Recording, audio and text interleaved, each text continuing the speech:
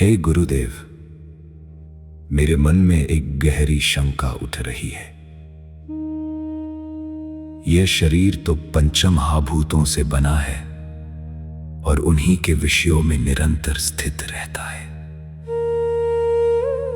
जैसे पृथ्वी का गंध से, जल का रस से, अग्नि का रूप से, वायु का स्पर्श से और आकाश का शब्द से कभी वियोग नहीं हो सकता, वैसे ही इनका त्याग कैसे संभव है?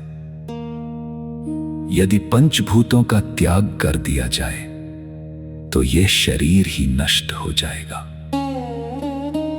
फिर उपदेश को ग्रहण कौन करेगा और मुक्ति के सुख का अनुभव कौन करेगा? हे वत्स, तू अज्ञानवश इस पंच भौतिक शरीर को ही मैं और मेरा मान बैठा है। तेरे इसी भ्रम को दूर करने के लिए अब यह परम सत्य सुन। न पृथ्वी न जलन नाग्निर्न वायुर्द्यौर्न वा भवान, एशान साक्षिणमात्मानं चिद्रूपम विद्धि मुक्ते। अर्थात, हे शिष्य, तू न पृथ्वी है, न जल, न अग्नि, न वायु और न ही आकाश है। इनके धर्म, शब्द, स्पर्श, रूप, रस और गंध भी तू नहीं है। तू तो इन सब का साक्षी है। तू शुद्ध चैतन्य स्वरूप आत्मा है। मुक्ति प्राप्त करने के लिए स्वयं को इस देह, इंद्रियों और विषयों से पृथक जान।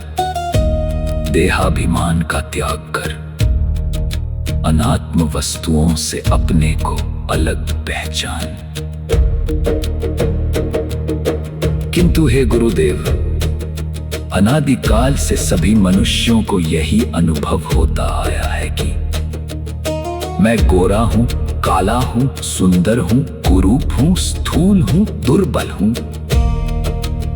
जब सबको यही प्रतीति होती है तो मैं आपकी ये बात कैसे स्वीकार करूं कि मैं देह नहीं हूं? हे प्रिय शिष्य, ये अनुभूति विवेकहीन और अज्ञानी मनुष्यों की है। विवेक की दृष्टि से देख। जिस प्रकार घड़े को देखने वाला पुरुष घड़े से भिन्न होता है, उसी प्रकार तू इस शरीर और इंद्रियों से सर्वथा पृथक है। तू दृष्टा है, तू साक्षी है, तू सर्व दोषों से रहित शुद्ध आत्मा है। परंतु गुरुदेव, न्याय शास्त्र के आचार्य कहते हैं कि साक्षी होने का भाव बुद्धि में रहता है।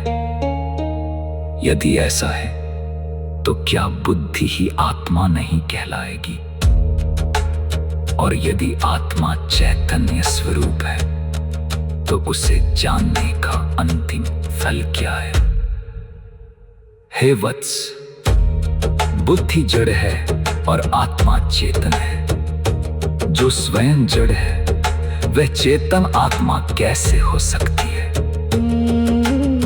और जहां तक फल की बात है, इस साक्षी स्वरूप चैतन्य आत्मा को जान लेने पर मनुष्य जीवन मुक्त हो जाता है।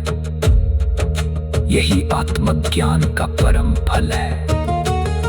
यही परम शांति है। यही सच्ची मुक्ति है।